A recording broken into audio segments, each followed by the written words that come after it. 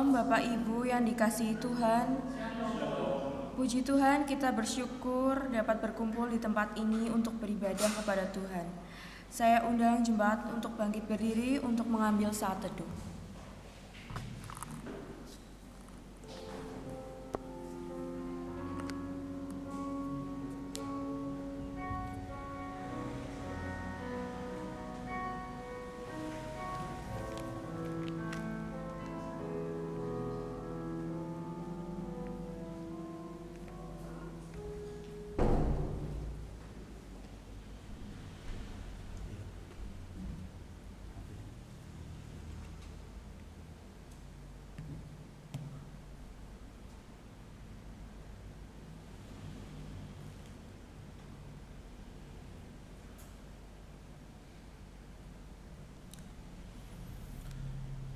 Saudara dalam kasih Tuhan, kami menyambut saudara sekalian untuk datang menghadap Tuhan.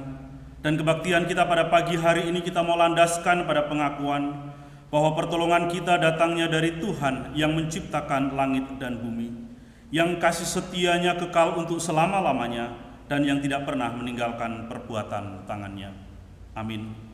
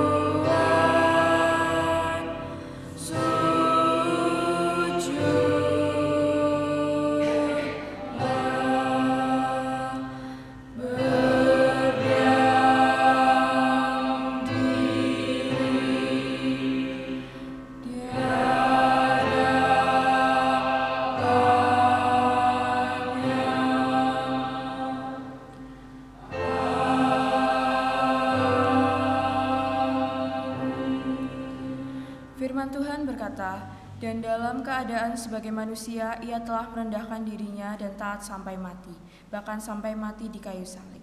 Gloria Patri, hormat diberi.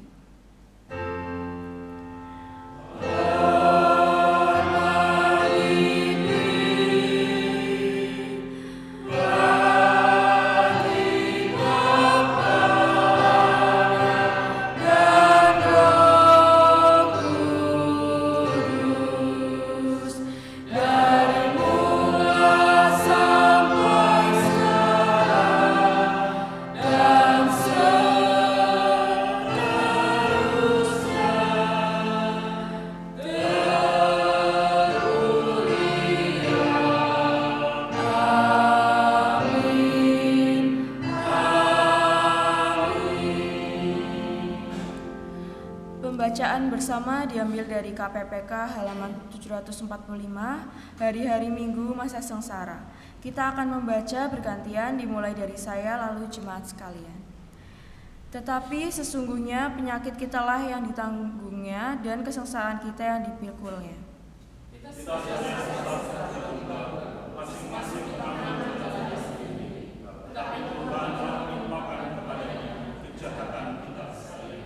Lihatlah anak domba Allah yang menghapus dosa dunia. Sama seperti Yesus senantiasa mengasihi murid-muridnya, demikianlah sekarang ia mengasihi mereka sampai kepada kesusahan. Akan tetapi Allah menunjukkan kasih-Nya kepada kita, oleh karena Kristus telah mati untuk kita, ketika kita masih berdosa.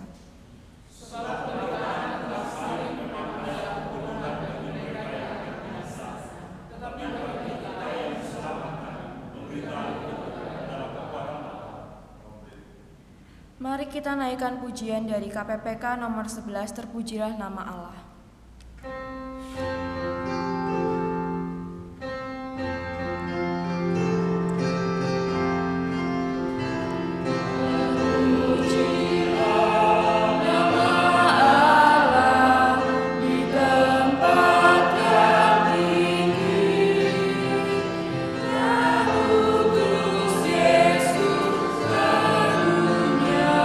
Menebus manusia.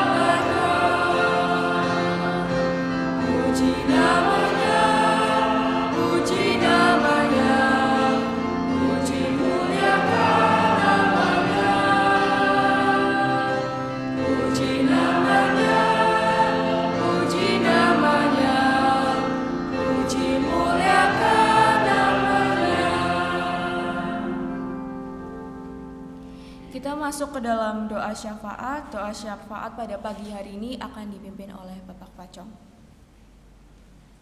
Tuhan, dalam Bapa kami berkata dari surga, supaya kami kenal dengan sembah dan nama Yesus Kristus, kami mengucap syukur dan terima kasih telah memimpin ulang kami berdatang pada pagi hari ini kepada ibadah syukur dengan Engkau.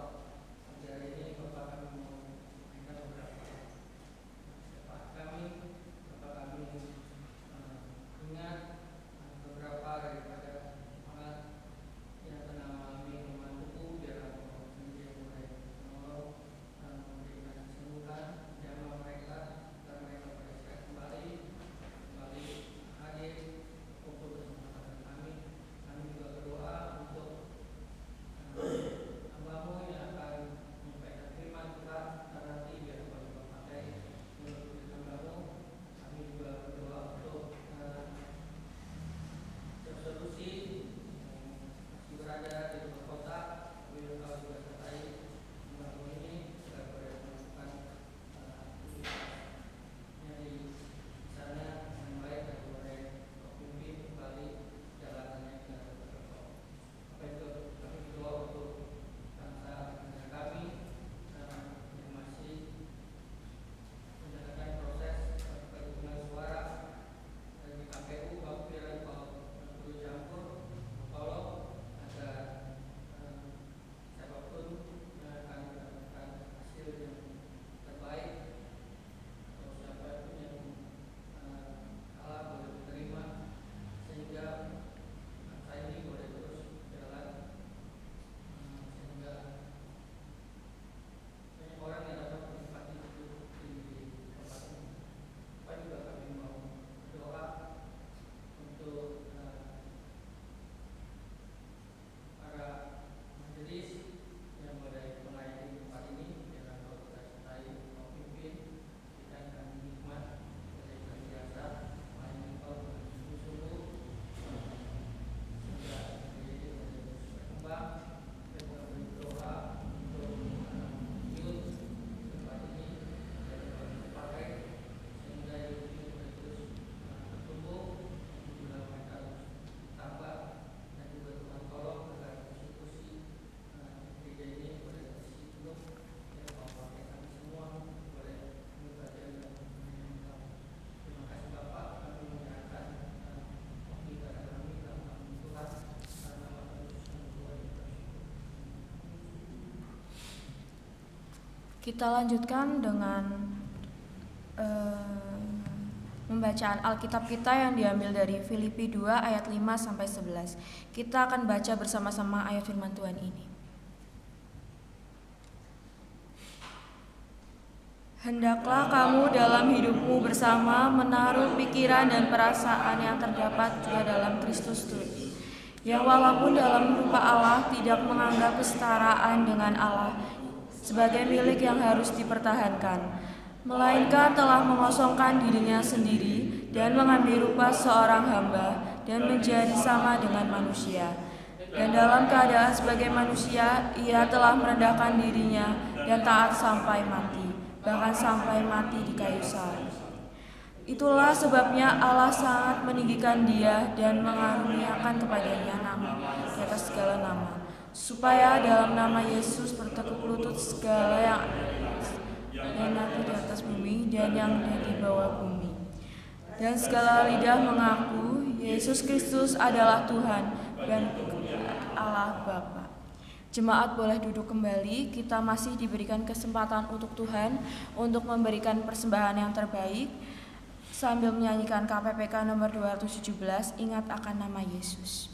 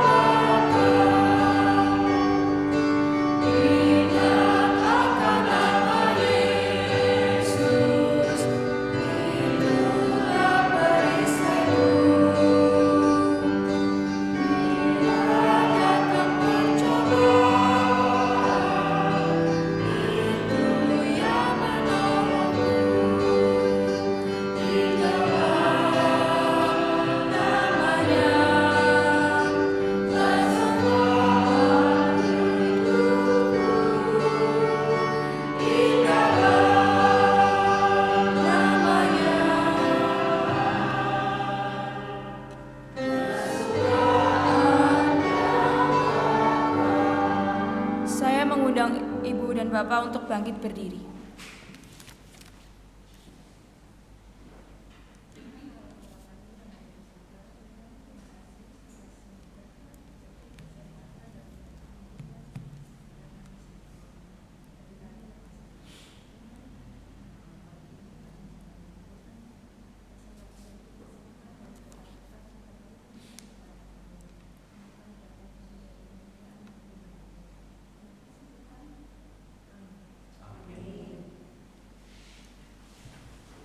Sebelum kita mendengarkan firman Tuhan, kita siapkan hati dan pikiran kita untuk menerima firman yang akan disampaikan oleh Bapak Pendeta Hadi. Kita akan dengan judul merendahkan diri serupa Yesus. Kita akan naikkan pujian, Kaulah segalanya.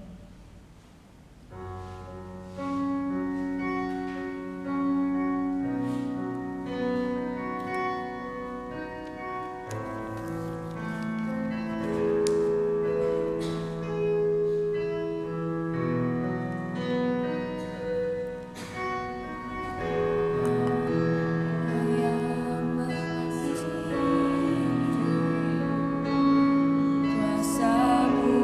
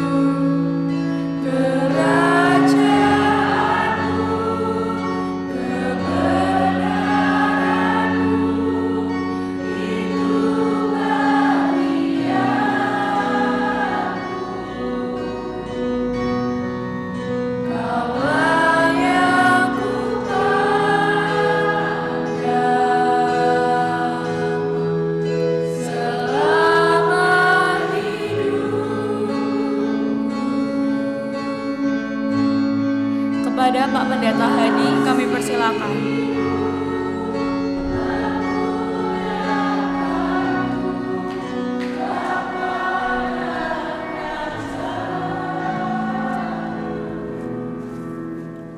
Jemaat sekalian, mari kita berdoa. Bapa kami yang di dalam surga, jikalau pada pagi hari ini kami boleh datang ke rumah Tuhan untuk beribadah, untuk memuji dan menyembah Engkau, itu semata-mata karena kasih-Mu bagi kami, penyertaan-Mu bagi kami, dan juga kehendak-Mu untuk setiap kami. Karena kami sebagai manusia yang berdosa, kami tidak layak untuk datang kepadamu. Di dalam segala kecemaran kami Tuhan, kami mohon ampun atas segala dosa kami. Sucikan, kuduskan kami Tuhan, supaya kehidupan kami sebagai umat-Mu, kami terus mau fokus untuk belajar menjadi serupa dengan Yesus Kristus, anak tunggal-Mu yang telah Engkau utus ke dalam dunia ini untuk menebus kami dari segala dosa kami. Oleh sebab itu Tuhan, ketika kami akan kembali membaca dan merenungkan kebenaran firman-Mu, kiranya Engkau menolong kami Tuhan.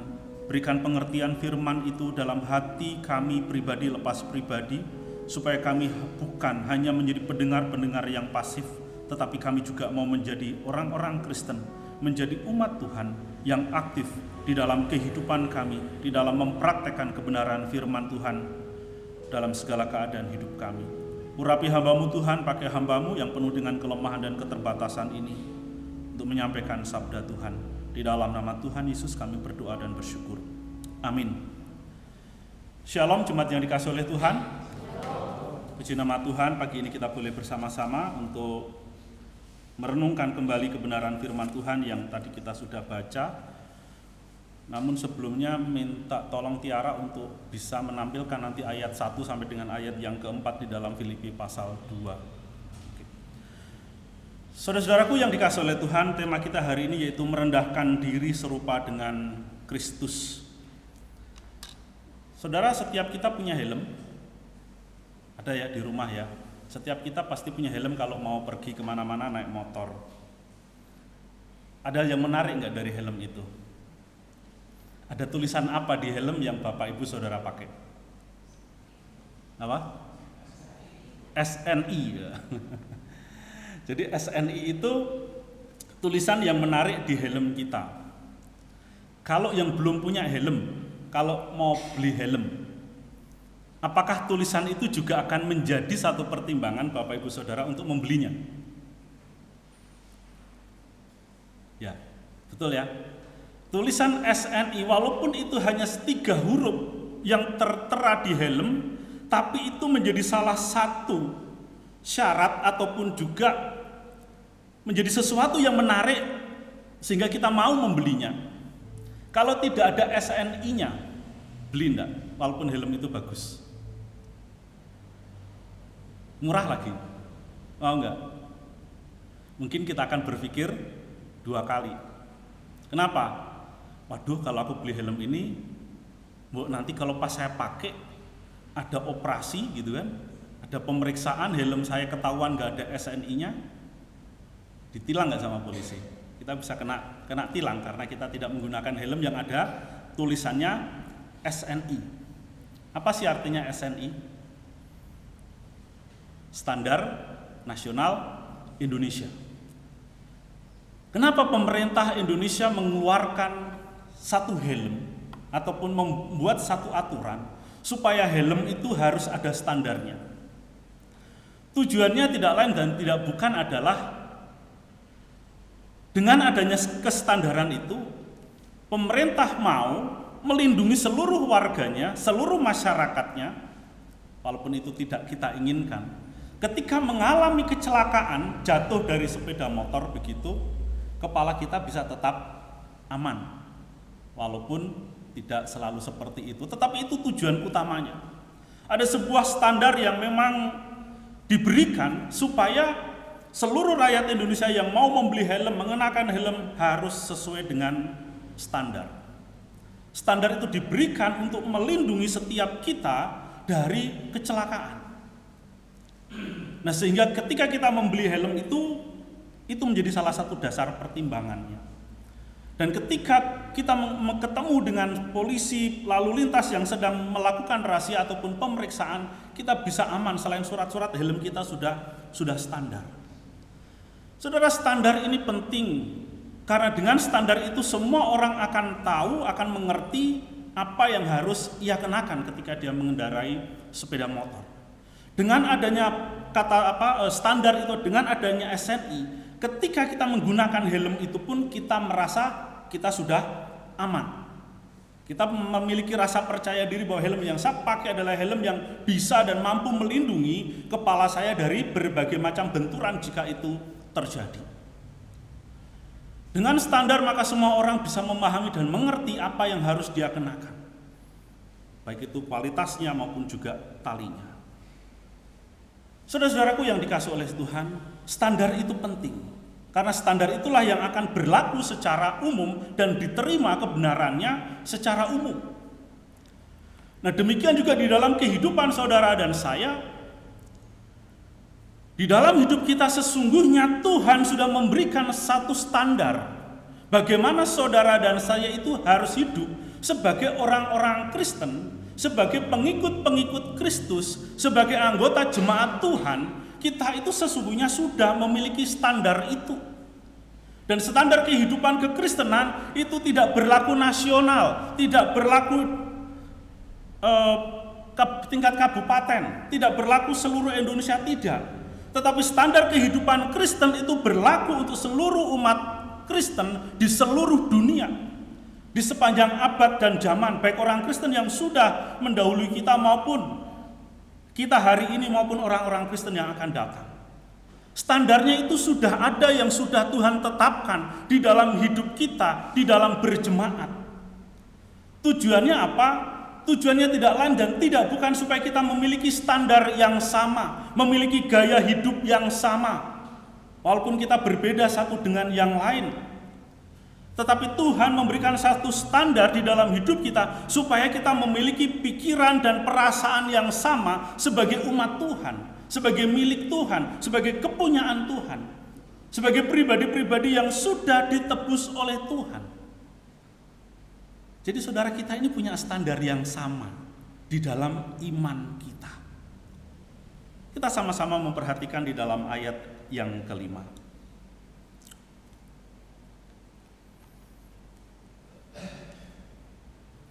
Di dalam ayat 5 dikatakan, hendaklah kamu dalam hidupmu bersama menaruh pikiran dan perasaan yang terdapat juga dalam Kristus Yesus. Saudaraku yang dikasihi oleh Tuhan, kalimat ini disampaikan oleh Rasul Paulus kepada jemaat yang ada di Filipi. Supaya di dalam kehidupan mereka sebagai jemaat, mereka memiliki standar yang sama di dalam pikiran dan perasaan mereka, di dalam pola pikir mereka. Kenapa? Karena pola pikir inilah yang akan mempengaruhi segala sesuatu yang kita katakan, segala sesuatu yang kita lakukan, segala sesuatu yang kita rasakan, bahkan juga dalam perbuatan-perbuatan kita.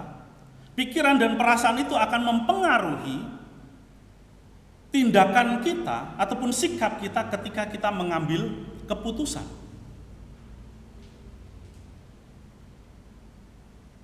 Sekali lagi saudara, bahwa pikiran dan perasaan itu akan mempengaruhi kehidupan kita, dalam perkataan kita, dalam perbuatan kita, tingkah laku kita, dan juga di dalam mengambil keputusan-keputusan dalam hidup ini. Bahkan juga pikiran dan perasaan itu mempengaruhi seluruh kehidupan kita.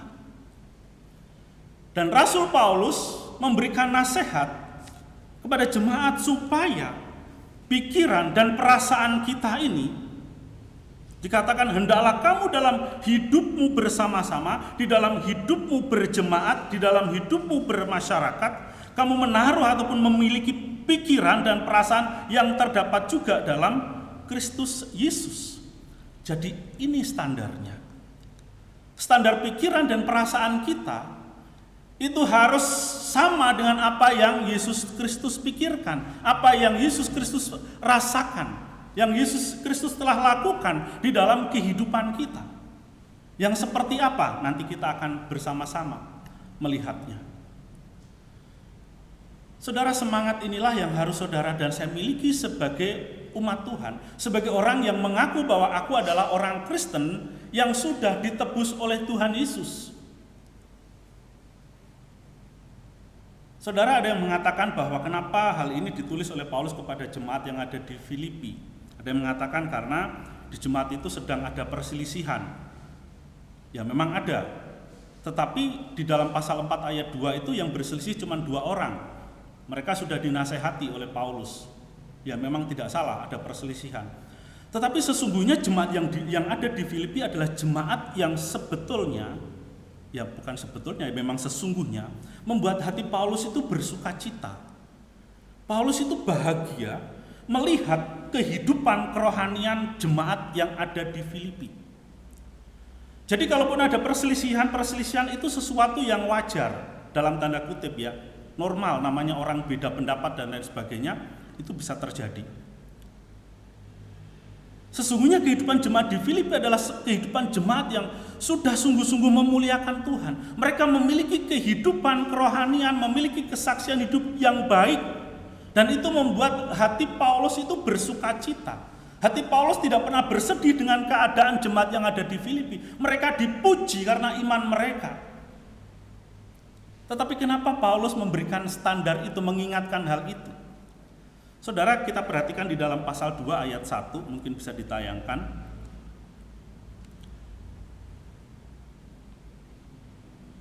Ayat 1 dan ayat yang kedua. Jadi karena dalam Kristus ada nasihat, ada penghiburan kasih dan persekutuan roh. Ada kasih mesra dan belas kasihan. Ayat 2 kita perhatikan. Karena itu sempurnakanlah sukacitaku dengan ini. Hendaklah kamu sehati sepikir dalam satu kasih, satu jiwa, satu tujuan. Saudara, kita perhatikan ayat yang kedua. Karena itu sempurnakanlah sukacitaku. Sempurnakanlah sukacitaku. Jadi saudara, apa yang kita bayangkan? Apakah di dalam kehidupan jemaat di Filipi itu terjadi perpecahan yang mengancam kehidupan jemaat? Enggak. Apakah jemaat tidak sehati sepikir? Tentunya sudah. Apakah mereka tidak satu tujuan? Sudah satu tujuan. Tetapi yang dimaksudkan ataupun yang diharapkan oleh Paulus adalah kesempurnaan. Artinya apa? Sesuatu yang sudah baik itu harus terus dijaga, dipelihara untuk lebih baik lagi. Untuk semakin sempurna. Jadi dengan kata lain saudara, bahwa kehidupan kekristenan yang ada di jemaat di Filipi, jangan puas sekalipun kalian sudah bersaksi, sudah melayani dengan baik, kehidupan pertumbuhan iman kalian bertumbuh. Jangan puas di situ, tetapi terus upayakan suatu iman yang aktif, yang terus bertumbuh untuk semakin sempurna, untuk semakin lebih baik lagi. Jadi tidak hanya berpuas diri ketika mereka bisa datang ke gereja, beribadah, melayani. Tidak berpuas diri hanya ketika mereka dikenal sebagai jemaat yang baik di dalam kehidupan masyarakat. Mereka tidak hanya boleh puas ketika di dalam hidup jemaat itu mereka rukun dan semuanya baik-baik saja. Jangan berpuas diri hanya sampai di situ. Tetapi terus menerus di dalam kehidupan itu. Untuk menumbuhkan imanmu untuk semakin serupa. Kenapa? Karena ada standar yang harus kalian capai. Kalau dikatakan kamu harus mendapatkan nilai yang sempurna buat anak-anak sekolah, nilai 90 itu sudah bagus belum? Sudah ya? Tapi sempurna belum? Belum. Ada satu standar nilai yang ditetapkan oleh pihak sekolah untuk setiap kita yang dulu juga pernah sekolah. Ada standar nilai sempurna. Itu yang diharapkan oleh Paulus kepada jemaat yang ada di Filipi. Jangan berpuas diri hanya mendapatkan nilai 90. Jangan berpuas diri hanya mendapatkan 95. Walaupun itu tidak buruk. Apalagi sekarang ada namanya KKM gitu kan. Dan nilai untuk kelulusan ataupun kenaikan kelas. Jangan hanya puas sampai di situ.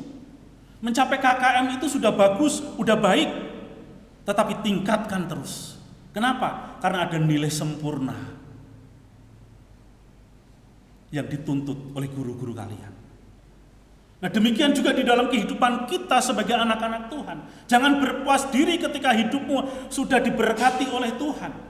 Jangan berpuas diri ketika anggota keluargamu semuanya baik-baik saja, sehat-sehat saja. Tidak. Jangan berpuas diri hanya sampai di situ.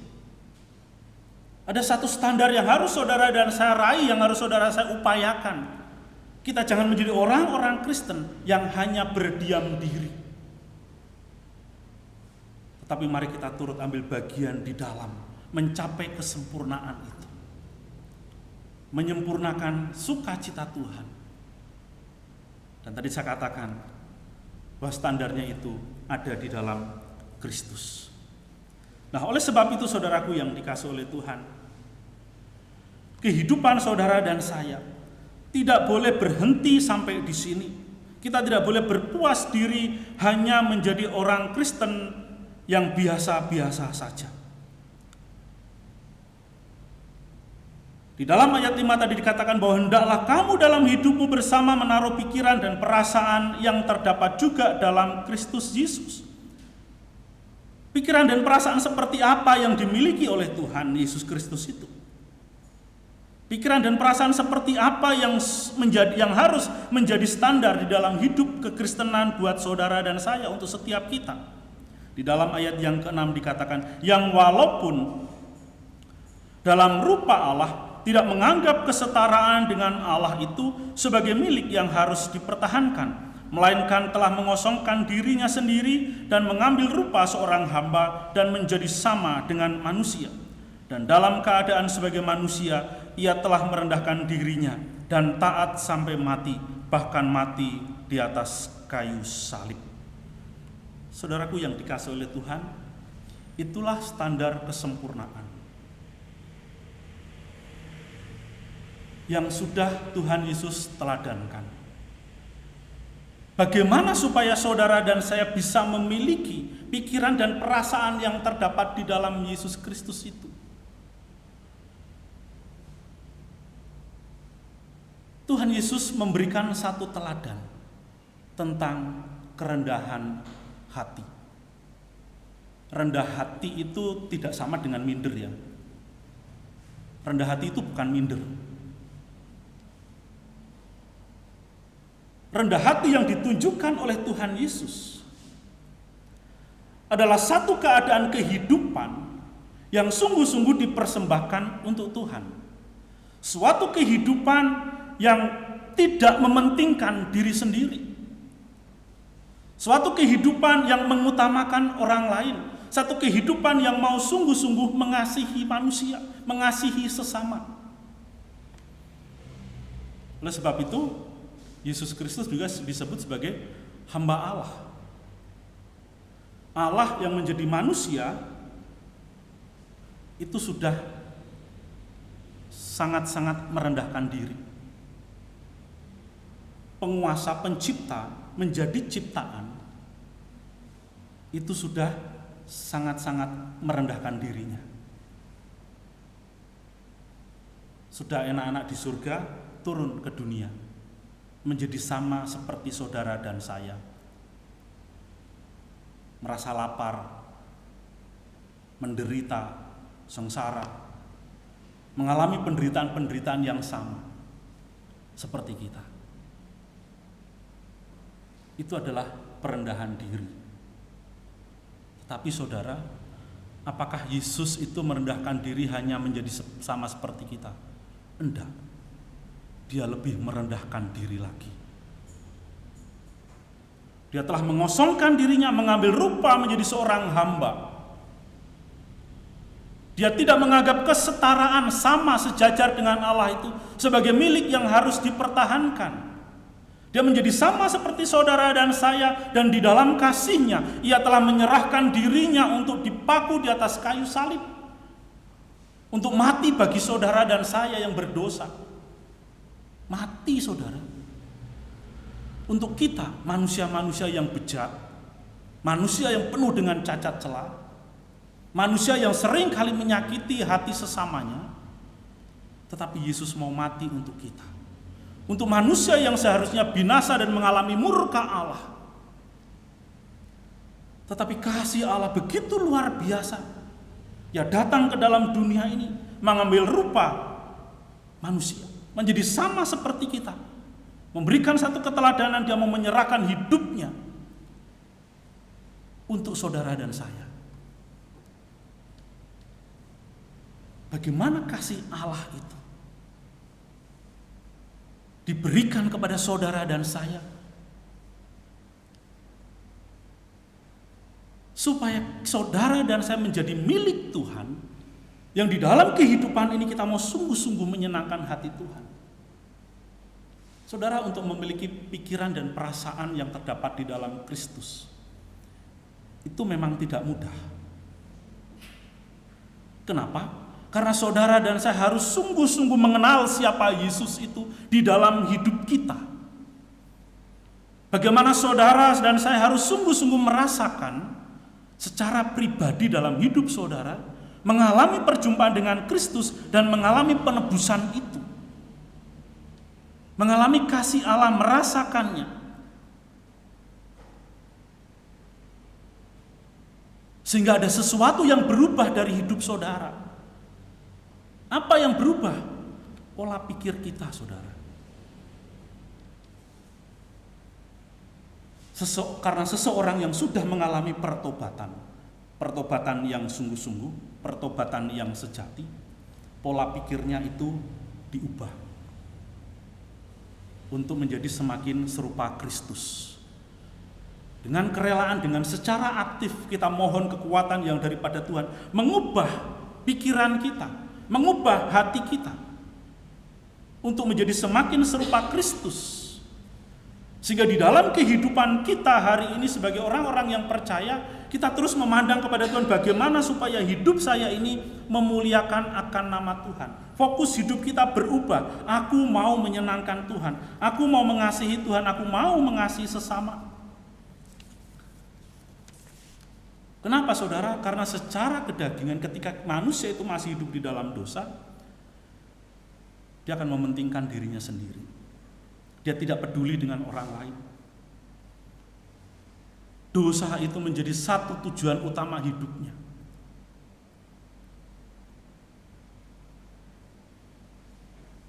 Tetapi ketika pola pikirnya itu sudah berubah untuk semakin serupa Kristus, maka di dalam diri orang itu akan mengalami perubahan secara total. Akan mengalami dampak yang cukup signifikan, dampak yang sangat nyata dari seseorang yang menaruh pikiran dan perasaan kepada Yesus Kristus. Nah, Rasul Paulus memberikan nasihat di dalam ayat sebelumnya, kita akan melihat di dalam secara keseluruhan begitu ya. Tetapi kita akan melihat bagaimana kehidupan ataupun hal-hal apa yang harus terus-menerus diupayakan, ditinggalkan oleh jemaat itu di dalam kehidupan berkaitan dengan memiliki perasaan ataupun pikiran yang terdapat di dalam Kristus. Di dalam ayat yang ketiga dikatakan, dengan tidak mencari kepentingan diri sendiri atau pujian yang sia-sia. Sebaliknya hendaklah rendah hati yang seorang menganggap yang lain lebih utama daripada dirinya sendiri. Dan janganlah tiap-tiap orang hanya memperhatikan kepentingannya sendiri, tetapi kepentingan orang lain juga. Aplikasinya apa, saudara, kehidupan orang yang sudah diubahkan pikirannya? Aplikasinya ada di dalam ayat 3 dan ayat yang keempat itu tadi. Aplikasi hidup kita itu seperti itu. Loh Pak, kalau aku sudah, pikiranku, perasaanku sama seperti Kristus, aplikasinya apa? Ayat 3 dan ayat yang keempat.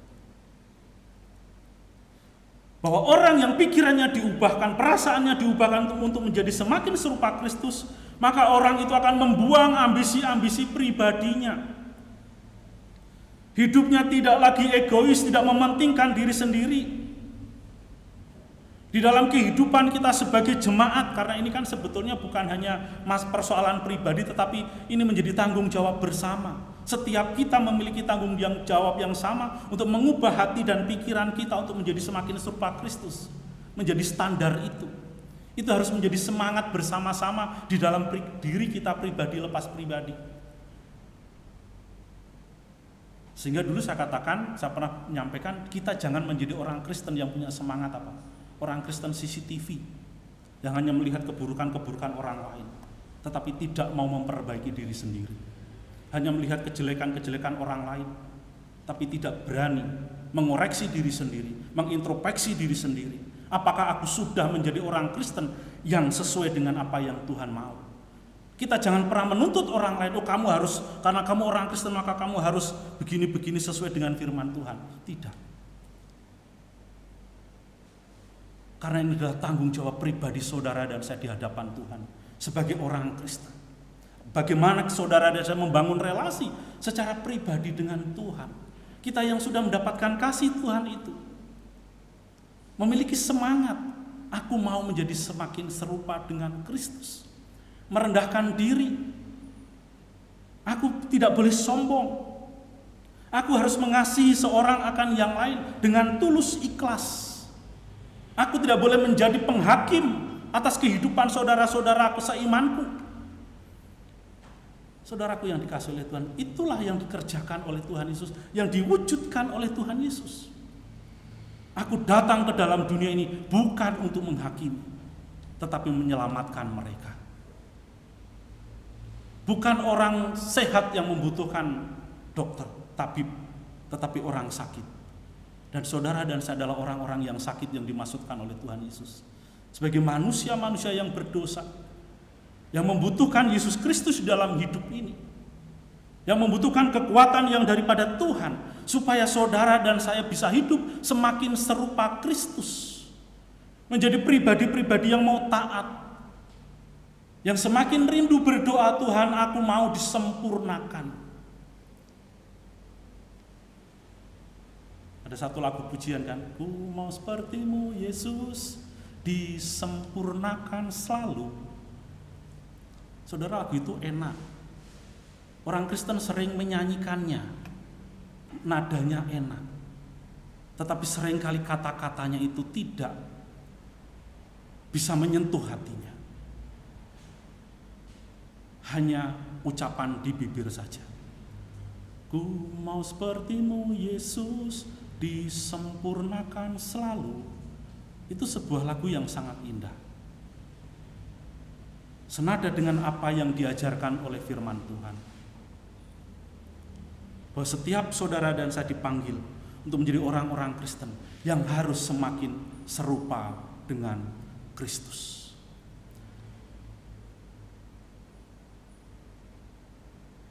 Saudara, ketika saudara dan saya memiliki semangat ini, ketika saudara dan saya mau menjadi orang-orang Kristen yang menaruh pikiran dan perasaan kita pada Kristus, maka kehidupan saudara akan memusatkan pikiran kita pada pikiran Kristus. Hidup saudara akan fokus bahwa aku mau hidup untuk Tuhan. Saudara dan saya akan menetapkan langkah hidup kita untuk selaras dengan apa yang firman Tuhan ajarkan. Aku mau menjadikan firman Tuhan ini sebagai satu standar yang sungguh-sungguh dalam hidup kita. Oleh sebab itu pola pikir kita, perasaan kita itu harus diubahkan. Sehingga saudara di dalam kehidupan kita tidak mementingkan diri sendiri. Mementingkan diri sendiri dalam hal apa sih yang dimaksudkan oleh Paulus di dalam bagian ini? Bukan di dalam hal-hal materi, saudara. Karena ketika saudara bekerja, misalkan jualan begitu, itu kan harus cari untung. Sebetulnya di dalam bagian ini Rasul Paulus tidak berbicara tentang materi, tetapi tentang bagaimana supaya jemaat yang ada di Filipi dan juga dalam kehidupan setiap kita sebagai jemaat, kita menata perasaan kita, menata ego kita, memperbaiki diri kita, memperbaiki sikap hati kita di dalam seluruh kehidupan kita. Jadi tidak berbicara tentang materi, mementingkan diri, bukan berbicara tentang sesuatu yang harus kita kejar secara materi, ataupun juga di dalam kedudukan dan lain sebagainya. Tetapi Paulus lebih berbicara kepada bagaimana supaya jemaat itu mengoreksi perasaan masing-masing. Mengingatkan supaya sebagai jemaat Tuhan kita ini jangan egoisme, mengutamakan ego.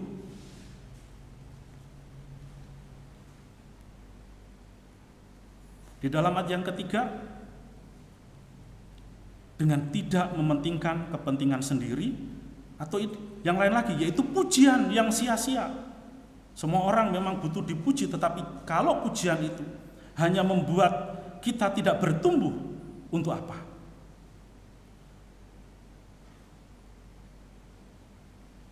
Jadi saudara-saudaraku yang dikasihi oleh Tuhan,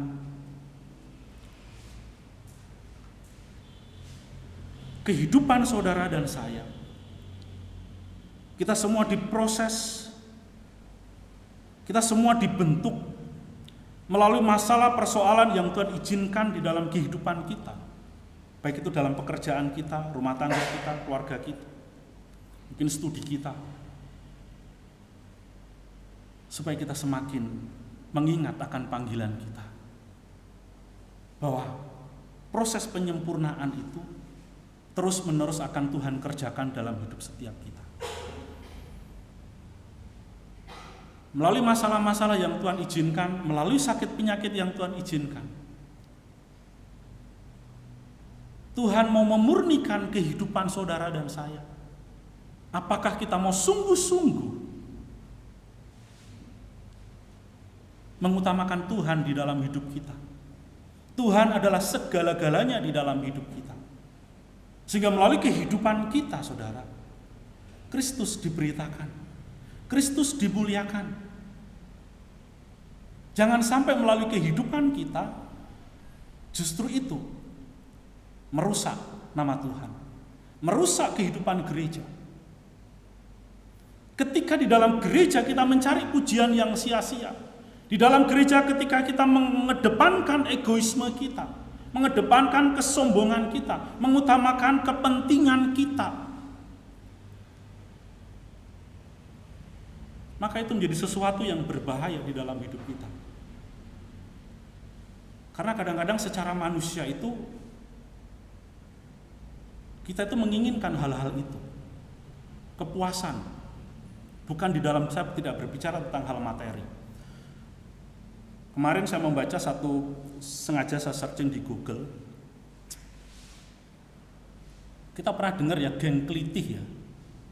Ada yang tahu nggak Kelitih? Kelitih itu adalah geng motor yang ada di Jogja, yang sangat meresahkan. Dan itu sebagian adalah anak-anak remaja. Pelakunya adalah anak-anak remaja. Kelitih itu ternyata adalah istilah untuk, istilahnya sebetulnya positif, keluar rumah untuk mencari angin. Keluar rumah untuk mencari angin. Tetapi geng Kelitih itu keluar rumah untuk mencari musuh. Apa sih yang dicari oleh geng ini? Dan bagaimana ataupun apa syaratnya supaya bisa masuk ke dalam geng ini? Ternyata saudara, syaratnya untuk masuk ke dalam geng ini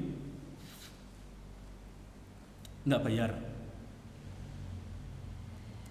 Yang penting kamu bisa bikin kegaduhan, kerusuhan, kamu bisa melakukan satu tindak kejahatan, maka kamu akan bisa menjadi anggota geng.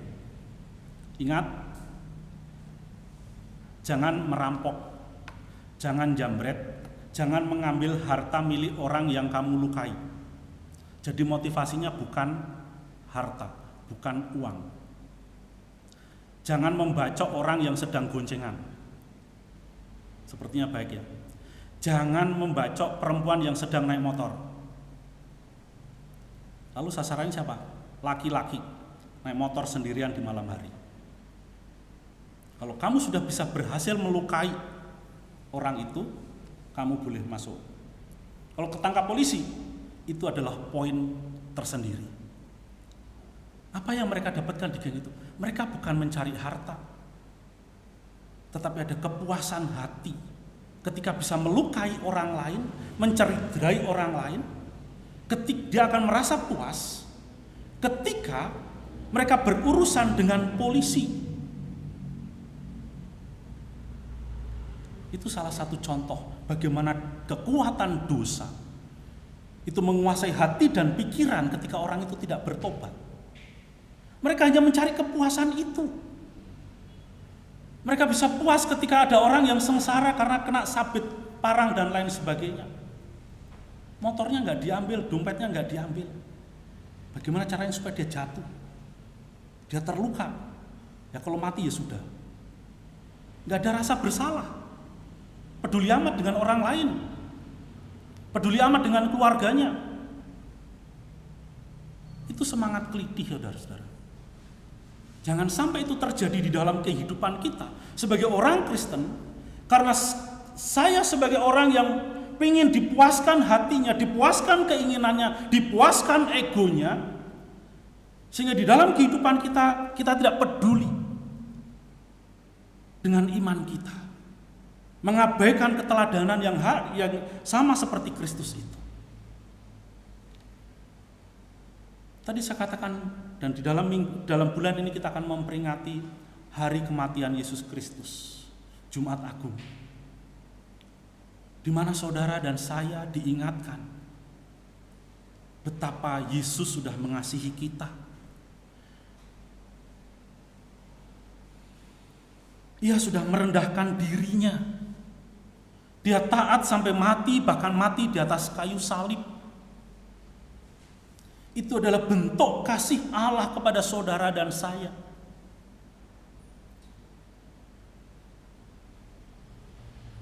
Supaya saudara dan saya itu semakin dalam hidup ini, semakin hari semakin serupa dengan Kristus.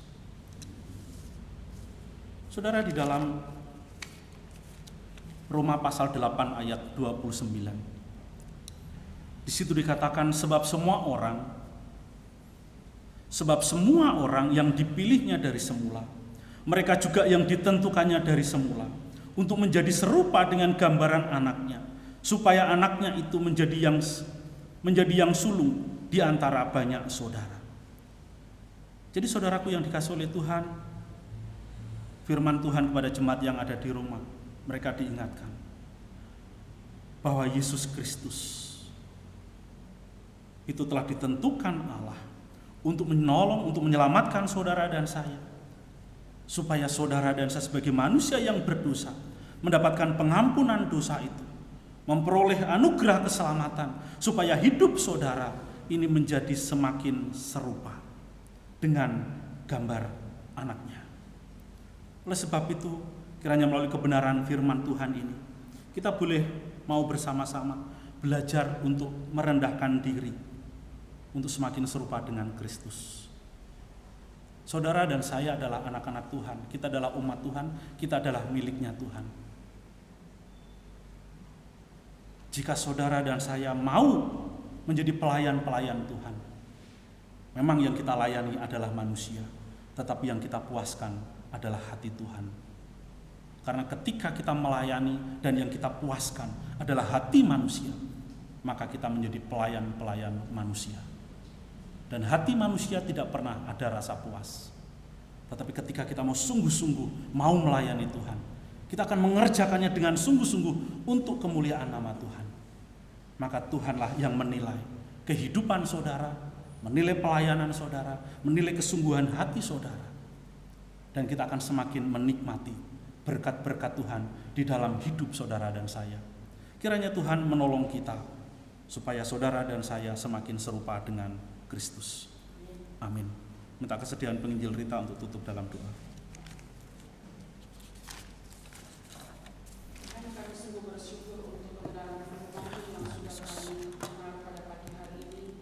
Ajar kami untuk terus boleh memiliki hati seperti Kristus, merendahkan diri kami di hadapan-Mu, agar kami bukan hanya sekedar menjadi orang-orang Kristen, tapi kami sungguh-sungguh bertumbuh di dalam hidup takut akan Tuhan dan semakin serupa dengan Tuhan. Tuhan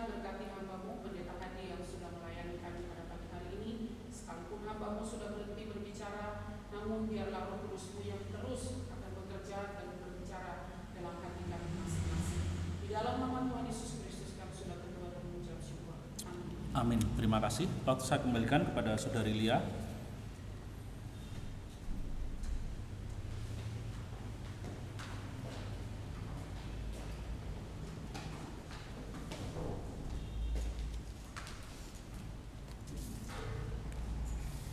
Terima kasih untuk Bapak Pendeta Hadi yang telah menyampaikan firman Tuhan pada pagi hari ini. Kiranya Tuhan Yesus memberkati pelayanan dan juga keluarga. Untuk meresponi firman Tuhan, kita akan angkat pujian Sungguh Heran Penebusku sambil memberikan persembahan kedua.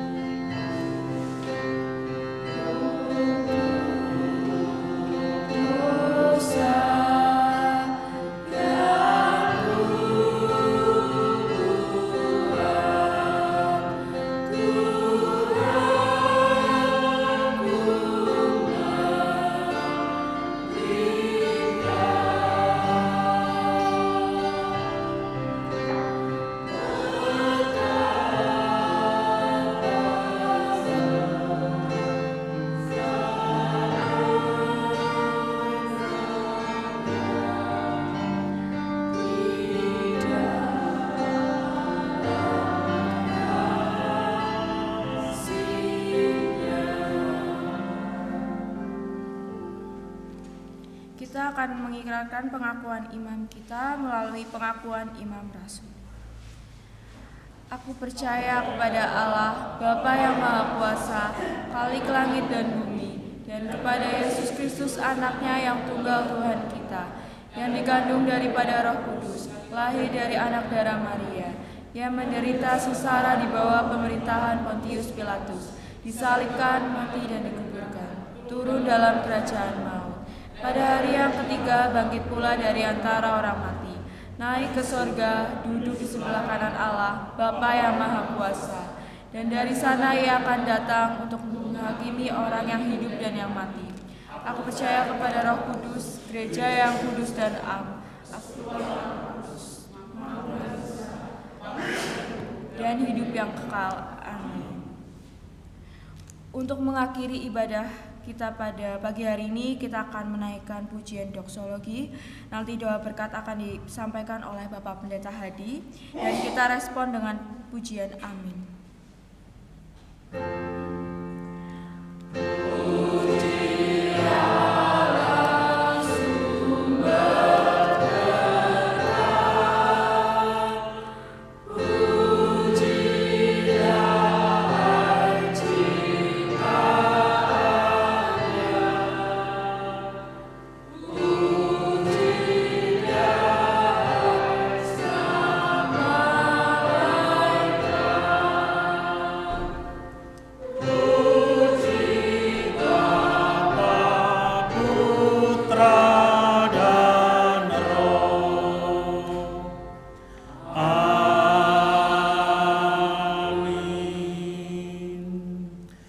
Jemaat yang dikasihi oleh Tuhan, pulanglah, kembalilah ke dalam kehidupanmu sehari-hari, dan jadilah anak-anak Tuhan yang terus-menerus mau belajar untuk merendahkan diri dan meneladani Yesus Kristus di dalam hidupmu, supaya melalui tutur katamu, melalui perbuatanmu, dan juga melalui tingkah lakumu, nama Tuhan dipermuliakan. Bukalah hatimu dan terimalah berkat Tuhan. Kiranya Tuhan memberkati engkau dan melindungi engkau. Kiranya Tuhan menyinari engkau dengan wajah-Nya dan memberi engkau kasih karunia. Kiranya Tuhan menghadapkan wajah-Nya kepadamu dan memberi engkau damai sejahtera dari sekarang sampai selama-lamanya. Amin. Amin. Amin.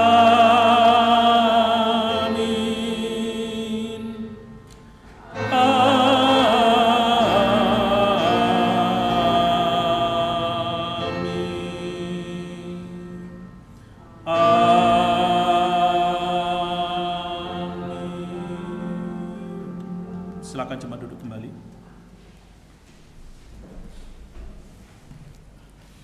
Ada beberapa warta gereja yang akan saya sampaikan.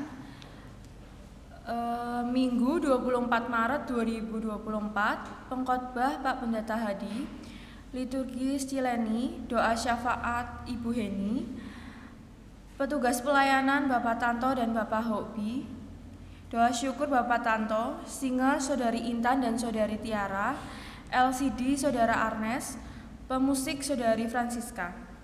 Untuk ibadah Youth Sabtu 23 Maret 2024, MC saya sendiri, petugas persembahan Saudari Tiara, LCD Saudara ACK, petugas sound system Saudara Arnes, pemusik Saudara Nathan.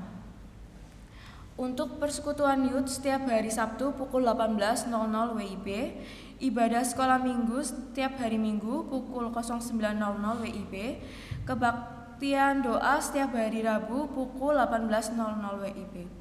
Untuk pelayanan konseling pastoral setiap hari Kamis pukul 10 sampai 12 WIB akan dilayani oleh Pak Pendeta Hadi dan Evangelis Rita. Persekutuan Bahtera setiap Jumat pertama dan ketiga pukul 19.00 WIB. Untuk amplop persembahan Paskah yang telah dibagikan bisa dikumpulkan hari ini. Kita akhiri ibadah kita dengan menyanyikan lagu Immanuel sambil berjabat tangan.